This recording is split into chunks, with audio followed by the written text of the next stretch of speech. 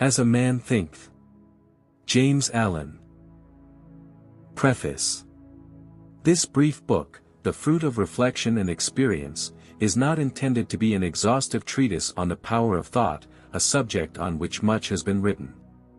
Rather, it seeks to be suggestive, rather than explanatory, and its purpose is to inspire men and women to discover and understand the following truth, and that is that they are the architects of their own destiny. Based on the thoughts they select and nurture, it is recognized that the mind acts as a master factory, weaving the garments, which clothe both the core of their character, and the external circumstances. If you have hitherto woven ignorance and suffering, you have the capacity to weave wisdom and happiness in their place.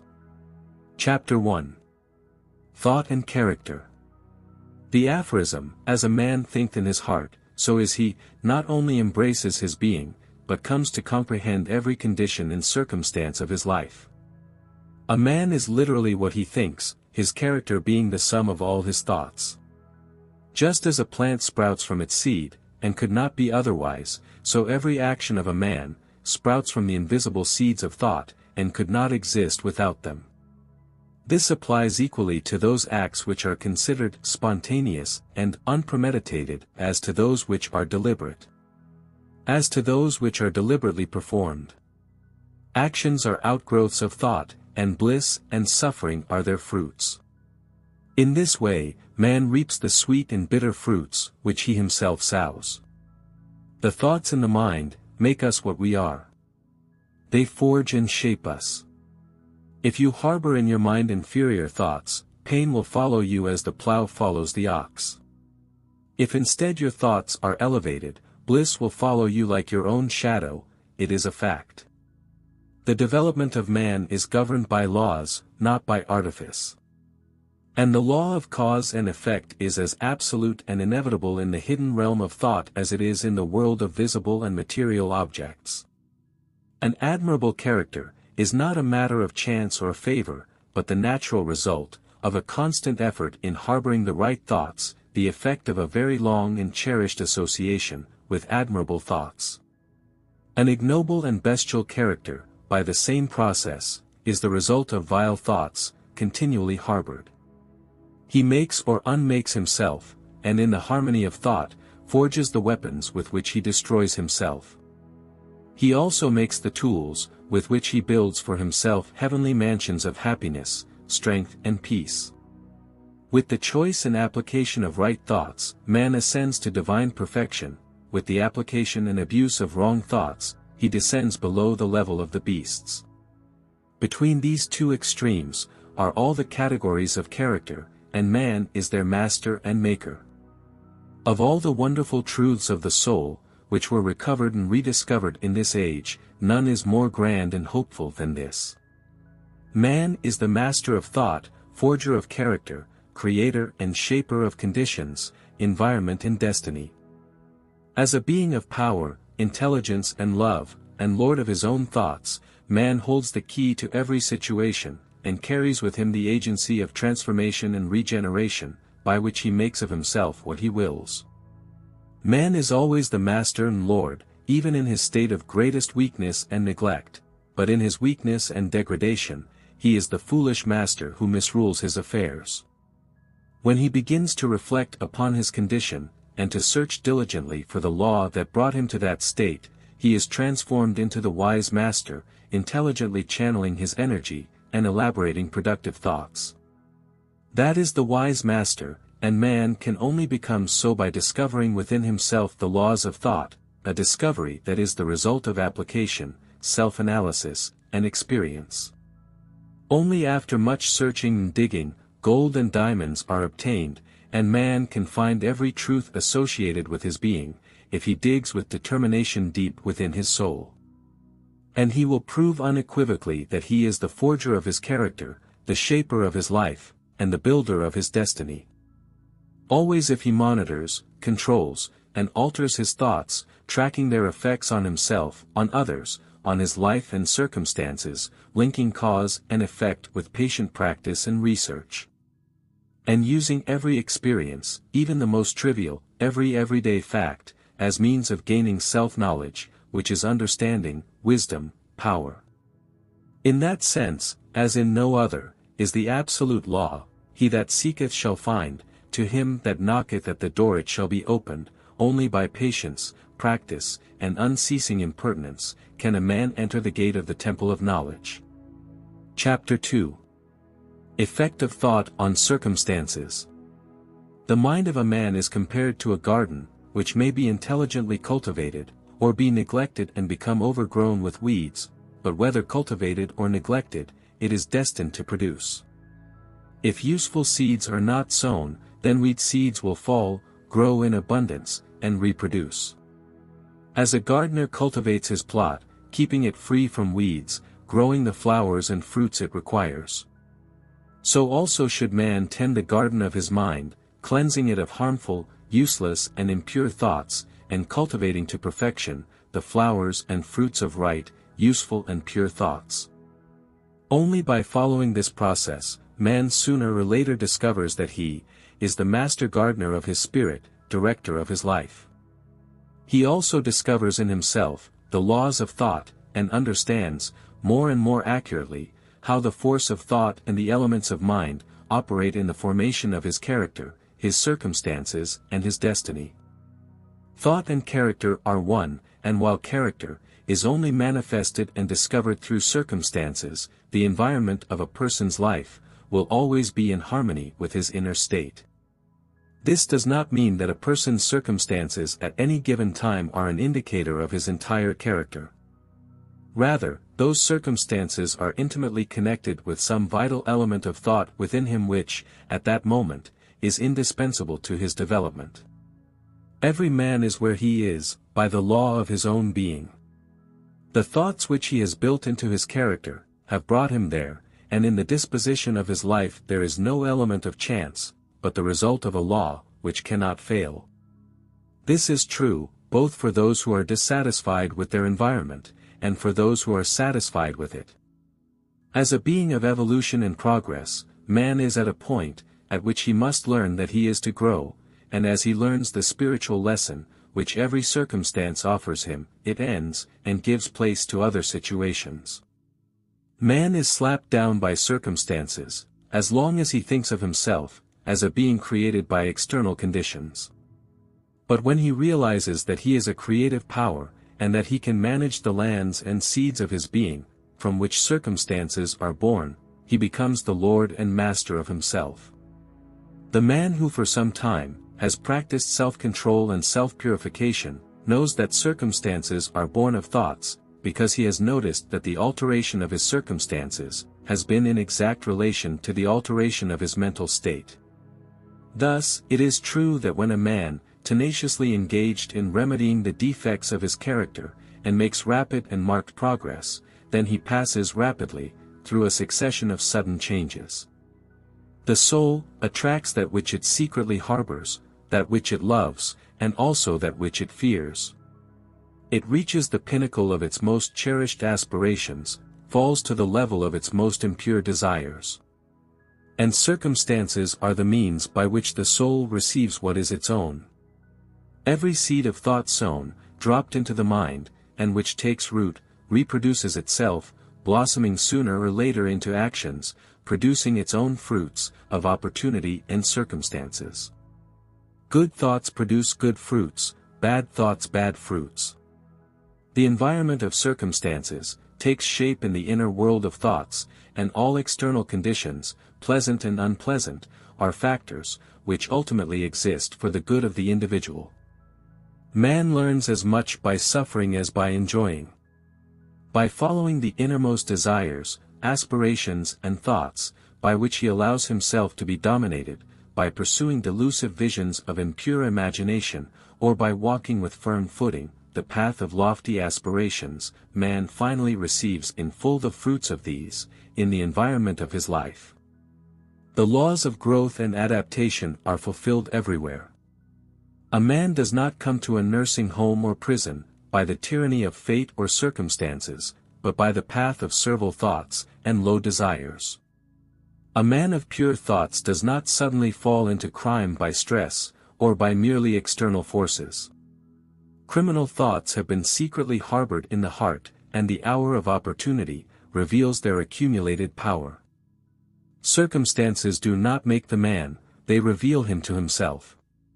No such condition can exist, as descending into vice, while the person suffers from his vicious inclinations, or ascending into virtue and its pure happiness, without the continued cultivation of virtuous aspirations.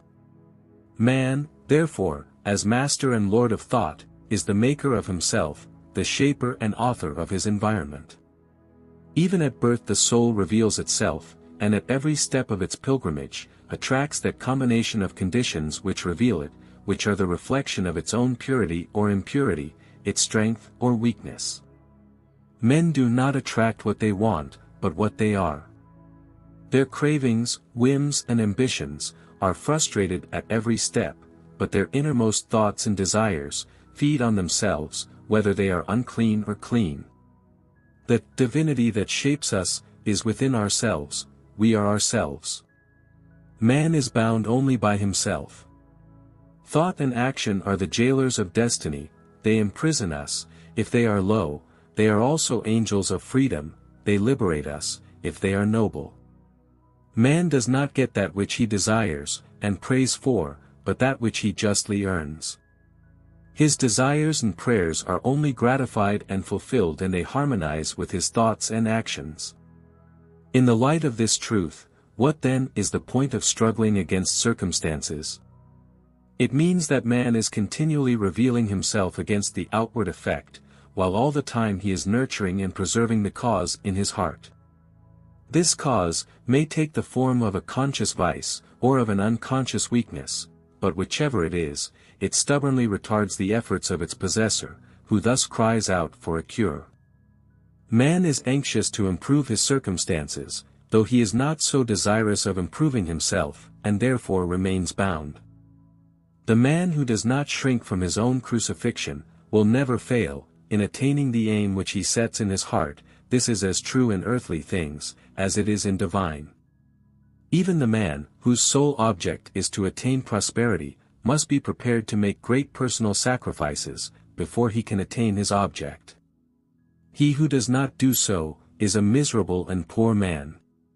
He feels a deep restlessness, and longs for greater comfort in his surroundings and home. He is constantly petty in his work, and believes himself entitled to cheat his employer, justifying it by the pittance of his wages. Such a man does not understand the simple rudiments of principle, which are the basis of prosperity. And he is not only incapable of rising above his misery, but he attracts still greater miseries, by harboring and acting upon his indolent, false and cowardly thoughts. This is a rich man, who is the victim of a painful and persistent disease, the result of gluttony. He is willing to spend enormous sums of money to cure himself, but he is not willing to sacrifice his gluttony. He wants to indulge his taste in unhealthy foods, and at the same time enjoy good health. Such a man is totally incapable of good health because he has not learned the basic principles of healthy living. This is an employer who takes dishonest measures to avoid paying statutory wages, and in the eagerness to improve his income, reduces the wages of employees. Such a man is not prepared for prosperity, and when his finances and prestige are bankrupt, then he will blame circumstances, without even knowing that he himself is the author of his condition. I have presented these three cases, only to illustrate the truth, that man is the cause, though almost always unwittingly, of his circumstances.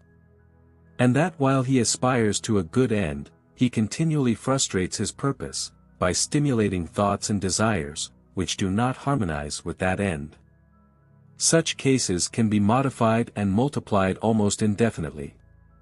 But it is not necessary, because the reader will be able, if he so resolves, to trace the effect of the laws of thought, on his own mind and in his own life. And until he succeeds, mere external facts will not serve as the basis of his reasoning.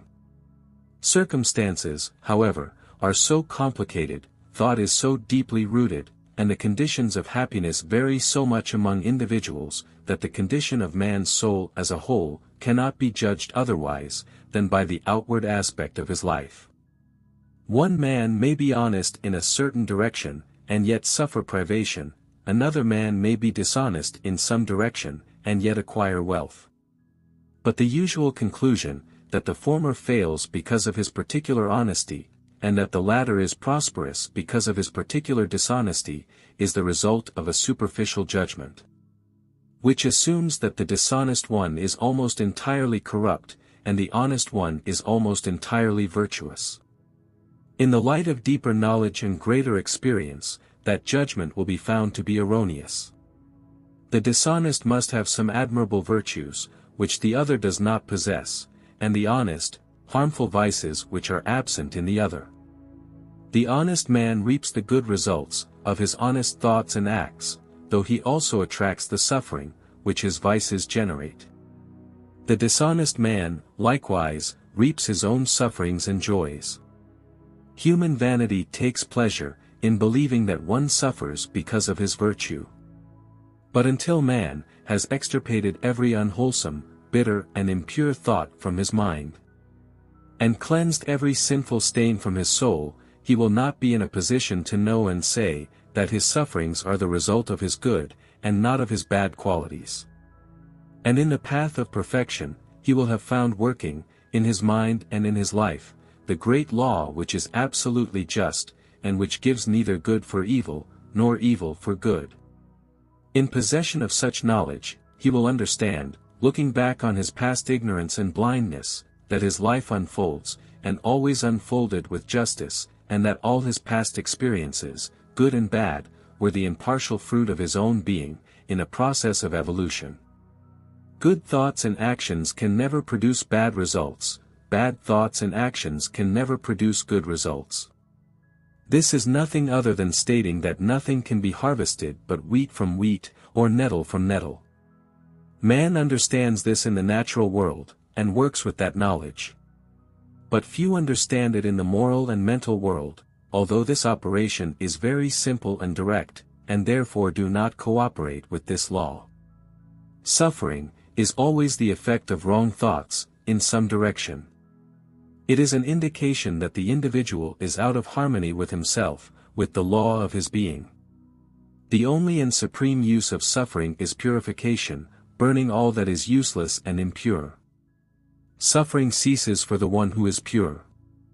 There is no sense in burning gold, after the dross has been removed, and a perfectly pure and enlightened being cannot suffer.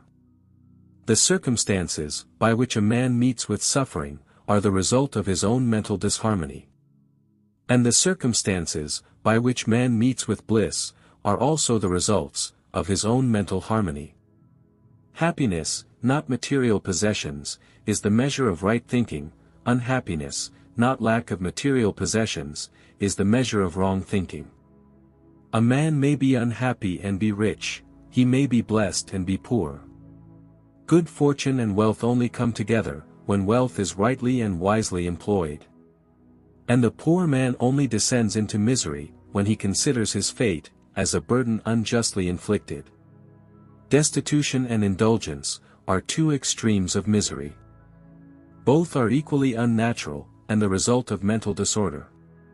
A man is not properly adapted, until he is a happy, healthy, and prosperous being. And happiness, health and prosperity are the result of harmony, between the inner and outer world of man, with all his environment.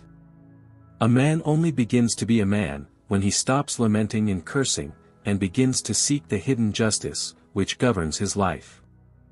And by adapting his mind to this governing factor, he ceases to accuse others as the cause of his situation, and forges himself with noble and strong thoughts.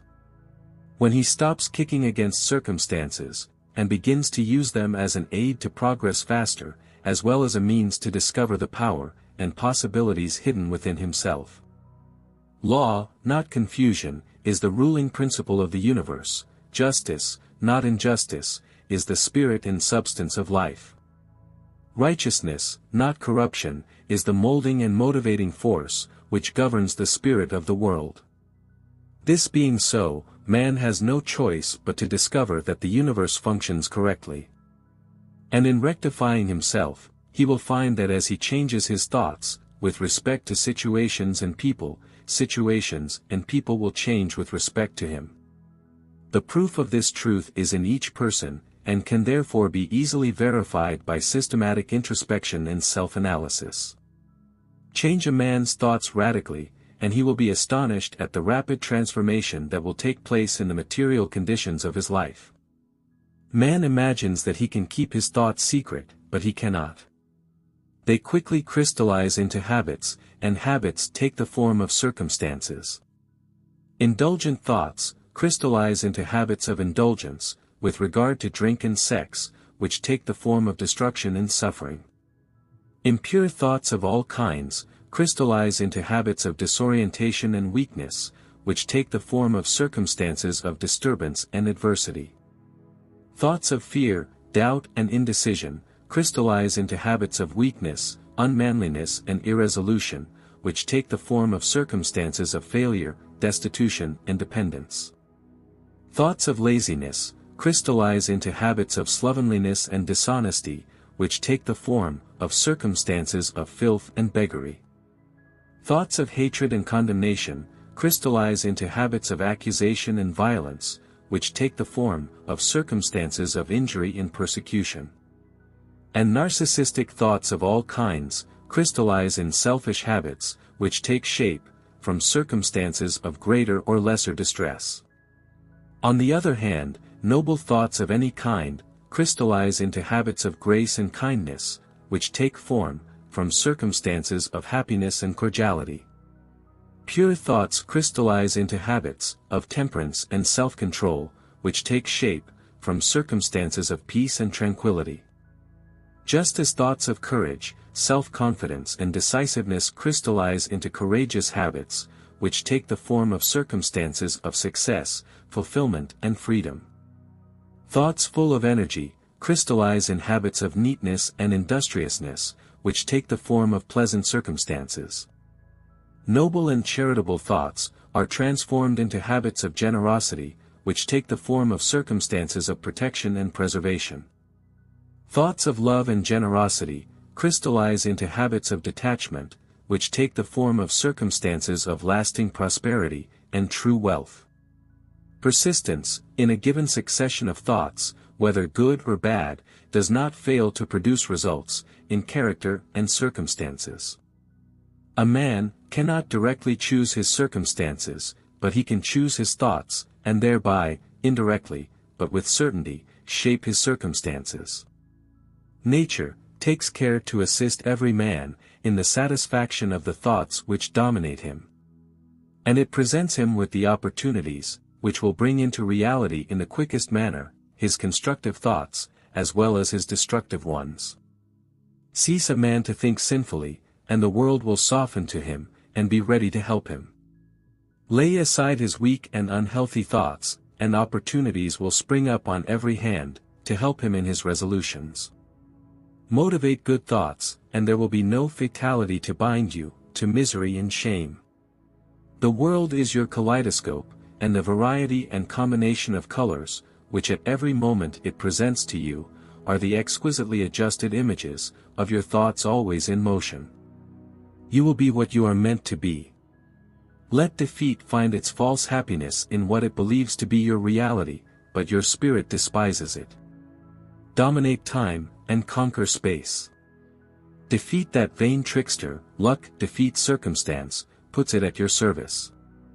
Human desire, power descended from an immortal spirit, can make a way to any goal, even if immense walls oppose it. Do not be impatient, when you try to understand that your spirit is the one who commands even what the gods have to obey. Chapter 3. Effect of thought on the health of the body. The body is the servant of the mind, obeying the operations of the mind, whether these are deliberate or automatic. Following improper thoughts, the body quickly sinks into disease and decay. Following virtuous thoughts, it is clothed in youth and beauty. Health and disease, as well as circumstances, have their root in thoughts, and unhealthy thoughts express themselves through a diseased body. Thoughts of fear have been known to kill a man as quickly as a bullet, and continually kill thousands of people, perhaps not as quickly, but just as effectively. People who live in fear of disease are the people who contract it. Anxiety quickly weakens the body, and leaves it exposed to disease.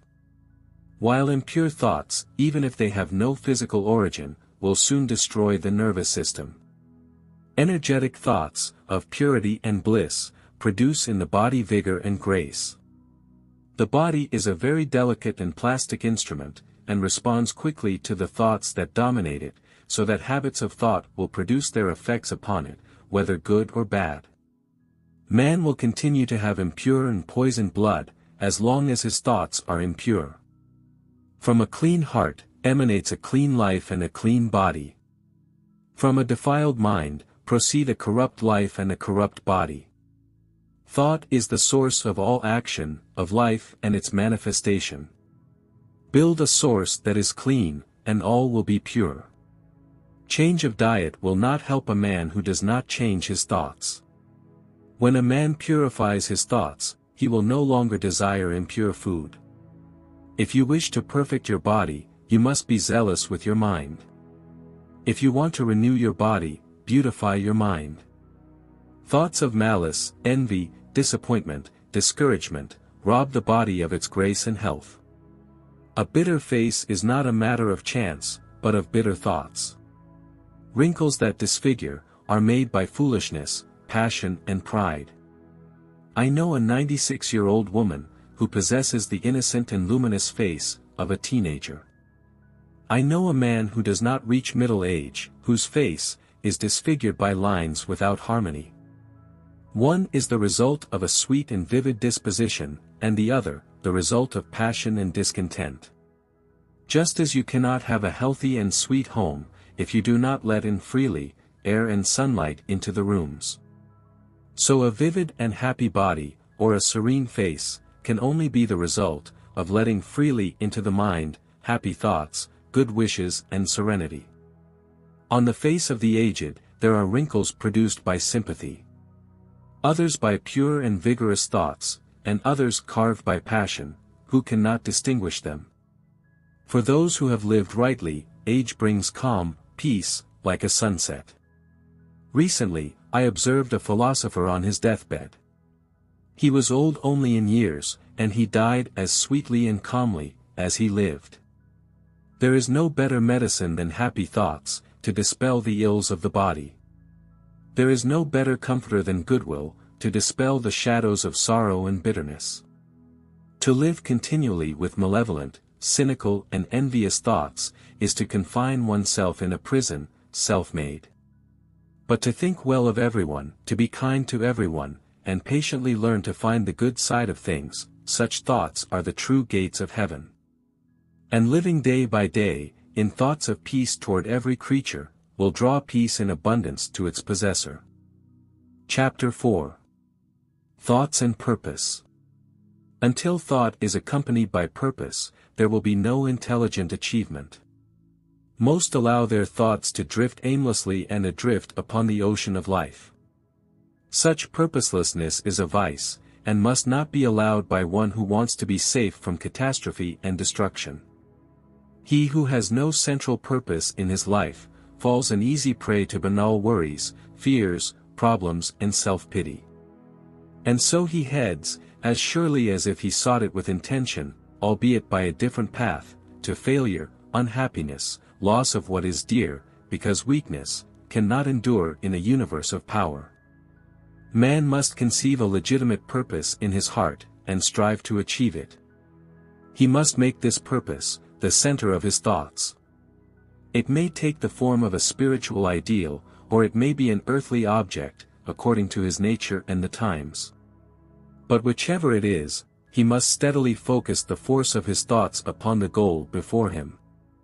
He must make this purpose his supreme task, and he must devote himself wholly to attaining it, preventing his thoughts from wandering into whims, fancies and fancies.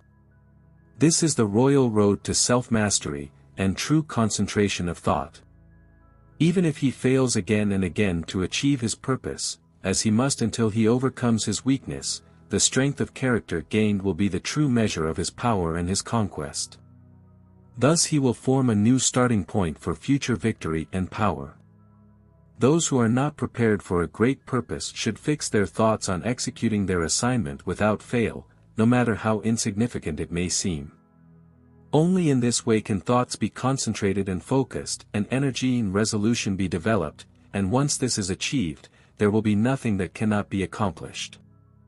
The weaker soul, knowing its weakness, and believing this truth, that power can only be developed, with effort and practice, will be able to apply it to itself.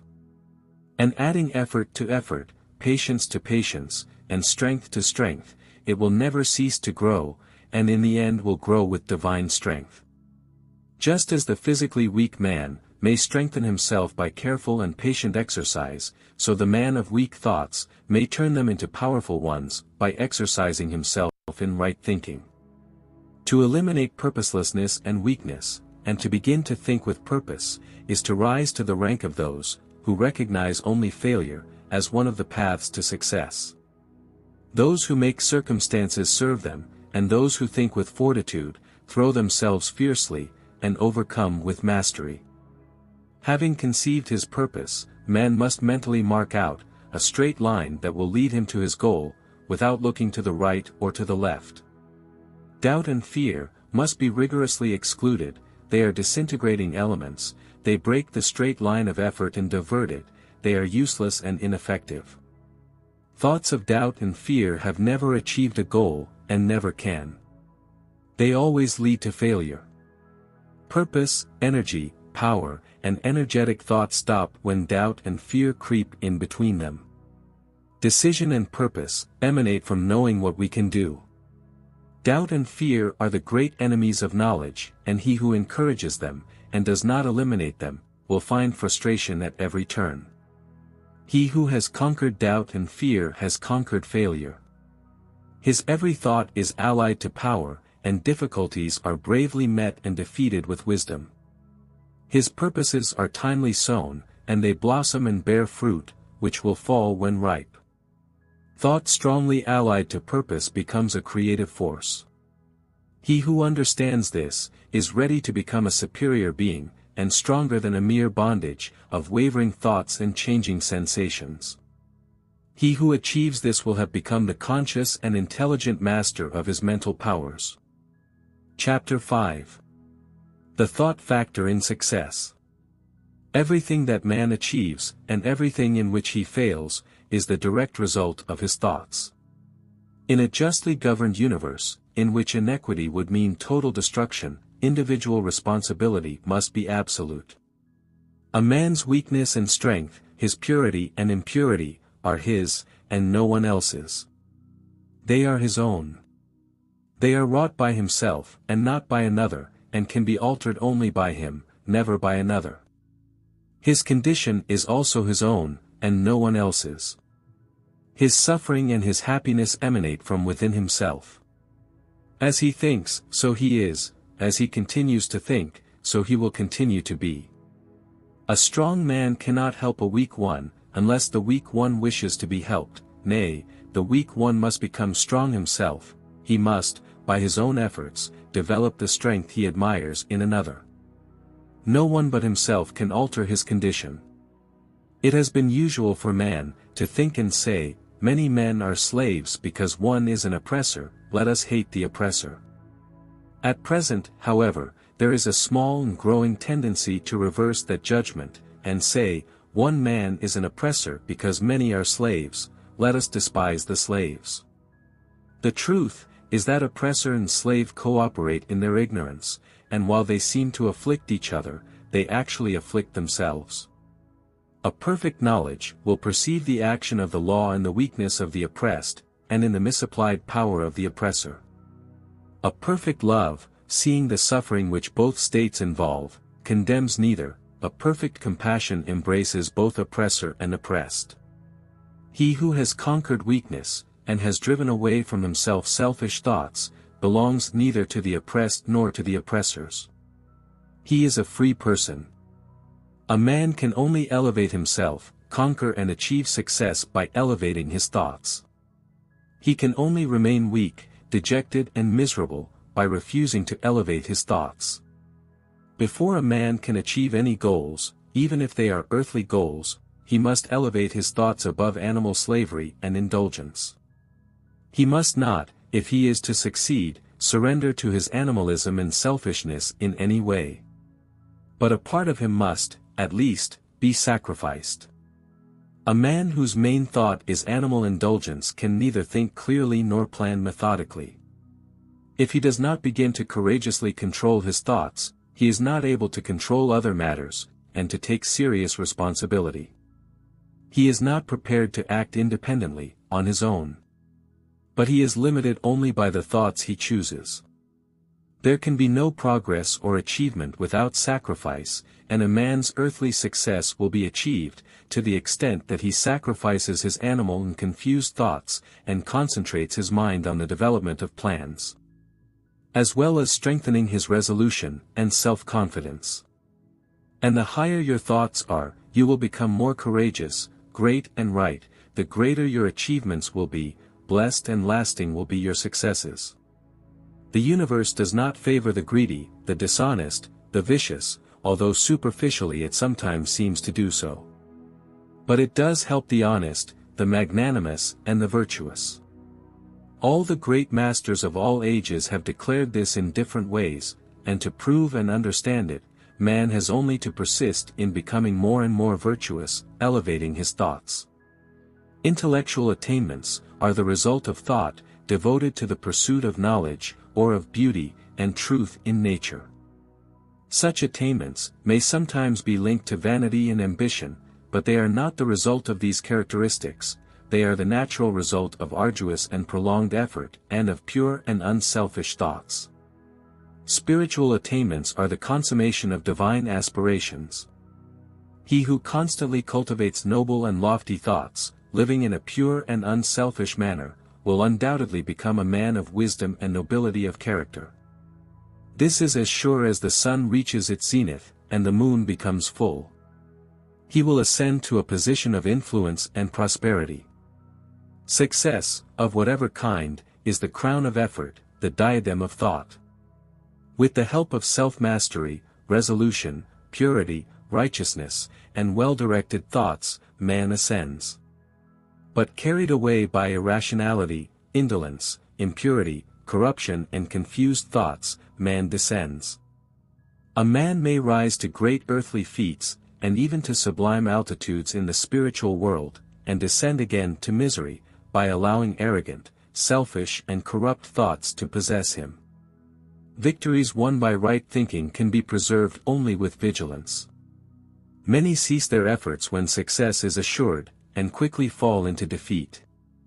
All achievements, whether in business, intellectual, or spiritual, are the result of definite oriented thoughts, are governed by the same law and by the same method.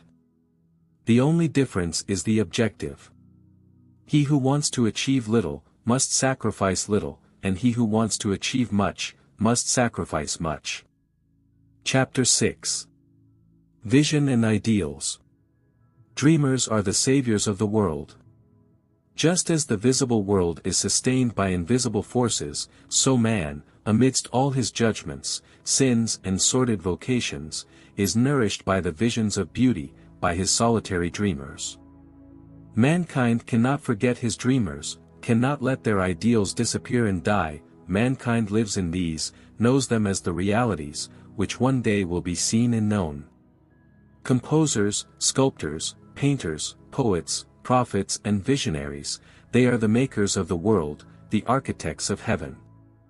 The world is beautiful because they lived, and without them, the laborious humanity would perish. He who carries in his heart a marvelous vision, a noble ideal, will one day realize it. Columbus carried in his heart the vision of another world, and discovered it.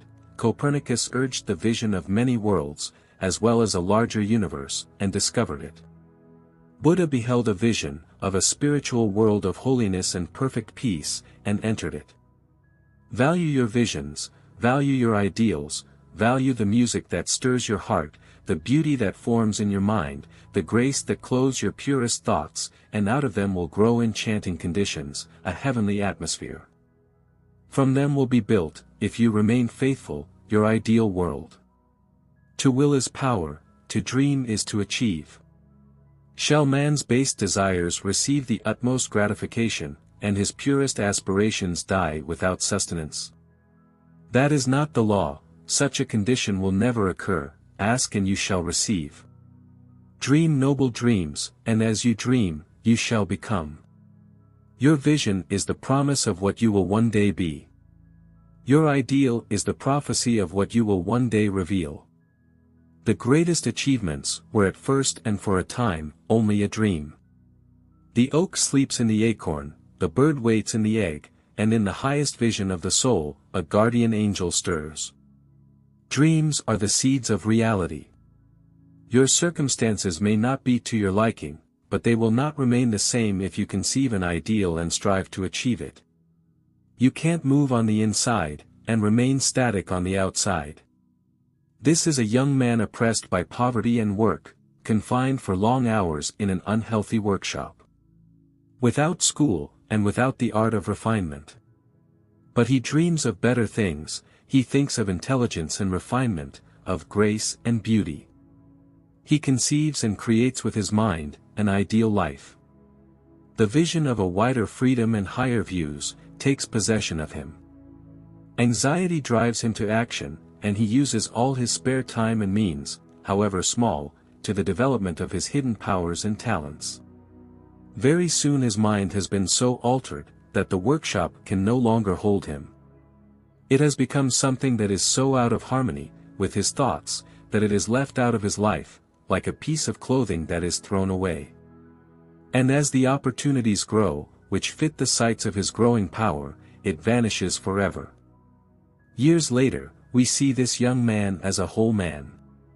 We find him master of certain mental forces, which he wields with universal influence, and almost unequaled power. In his hands he holds the threads of gigantic responsibilities. When he speaks, lives are changed, men and women take his words, and follow them to modify their character. And like the light of the sun, he becomes the center and luminous axis, around which countless destinies revolve. He has realized the vision of his youth, and has become one with his ideal. So you too, young reader, will achieve the vision of your heart, be it low or beautiful, or a mixture of both, for your destiny always leads you, towards that which you secretly love most. In your hands will be delivered the exact result of your thoughts, you will receive what you earn, no more, and no less. Whatever your present environment, you will fall, you will remain, or you will rise with your thoughts, your vision and your ideal. You will become as small as the desires that control you, as great as your dominant aspirations. In the beautiful words of Kirkham Davis, you may be an accountant, and shortly you will step out of the door, which has so long seemed the barrier to your ideals, and you will find yourself before an audience. The pencil still to your ear, the ink still on your fingers, and there and then, pour forth the torrent of your inspiration. You may be herding sheep, and you will wander in the city, bucolic and open-mouthed. You will enter under the fearless guidance of the Spirit, into the study of the Master. After a while he will say to you, I have nothing more to teach you. And now you have become the Master, who not long ago dreamed of greatness, while grazing sheep. You will leave the saw and the brush, to take in your hands the regeneration of the world. The careless, the ignorant and the indolent, seeing only the apparent effect of things, and not the things themselves, speak of luck, fortune and chance. On seeing a man become rich, they will say that he is lucky, and on observing another become an intellectual, they will say, how fortunate he is. And on noticing the influence and saintly character of another, they will comment, he is always helped by chance. They do not see the attempts, failures and struggle, which these men have voluntarily faced, in order to gain experience. They do not know of the sacrifice they have made, of the fearless efforts they have made, of the faith they have exercised to accomplish the seemingly impossible, and to realize the vision of their heart. They do not know of darkness and anguish. They see only light and bliss, and call it luck. They do not see the long and arduous journeys, but only behold the pleasurable achievement, and call it good fortune. They do not understand the process, but only perceive the result, and call it chance. In all human affairs there are efforts, and there are results, and the strength of the effort is the measure of the result, not luck. Gifts, power, material, intellectual and spiritual possessions, are the fruit of effort. They are thoughts consummated, goals achieved, visions realized. The vision you glorify in your mind, the ideal that won the throne of your heart, this is what you will build your life upon, this is what you will become. Chapter 7. Serenity. Tranquility of mind, one of the beautiful jewels of wisdom, is the result of a long and patient effort in self-mastery. Its presence is indicative of a mature experience, and of a more than ordinary knowledge of the laws and workings of thought. A man attains tranquility to the extent that he understands himself as a being that evolves from thought. For such knowledge, he needs to understand others, as the result of thought. And as he develops understanding, and sees more clearly the inner relations of things, by the action of cause and effect, he ceases his agitation, his anger, his worry and his grief. And he remains in equilibrium, unalterable and serene. The calm man, having learned how to govern himself, knows how to adapt himself to others, and they, in turn, revere his spiritual strength, and feel that they can learn from him, and trust him. The calmer a man is, the greater is his success, his influence, and his power for good. Even the ordinary merchant will find that the prosperity of his business grows as he develops greater self-control and equanimity, for people will always prefer to deal with a man whose conduct is steadily stable. The strong and calm man is always loved and revered. He is like a tree that gives shade to a thirsty land, or a rock on which to shelter from a storm. Who does not love a quiet heart, a sweetly temperate and balanced life? It matters not whether it rains or shines, or what changes occur in the possessor of these blessings, for they will always be sweet, serene and calm. That balance of character, which we call serenity, is the final lesson of culture. It is the flowering of life, the fruit of the soul. It is precious as wisdom, it is to be more to be desired than gold, yes, more than glittering gold. How insignificant he who seeks only money looks, in comparison with a serene life, a life that dwells in the ocean of truth, below the waves, beyond the reach of storms, in eternal calm. How many people we know who poison their lives, ruin all that is sweet and beautiful, with an explosive temper, destroy the balance of their character, and make bad blood. It is a question, if the vast majority of people do not ruin their lives, and spoil their happiness, for lack of self-control. How few people do we know in life with a balanced character, who have that exquisite balance, which is characteristic of a refined character. Undoubtedly, humanity emerges with uncontrolled passion, is turbulent with ungoverned bitterness, and is almost ruined by anxiety and doubts. Only the wise man, only he whose thoughts are controlled and purified, makes the winds and storms of the soul obey him. Storm-tossed souls, wherever you are, whatever the condition under which you live, on the ocean of life the islands of bliss are smiling, and the sunny shore of your ideal awaits your coming. Keep your hand firm on the helm of your thoughts. In the boat of your soul, reclines the master at the helm, and he is only asleep, so wake him up. Self-control is power, right thinking is mastery, calmness is power, within your heart, peace be with you. If you liked this audiobook, and you want to listen to other similar ones, check out the video description. Thank you for your visit.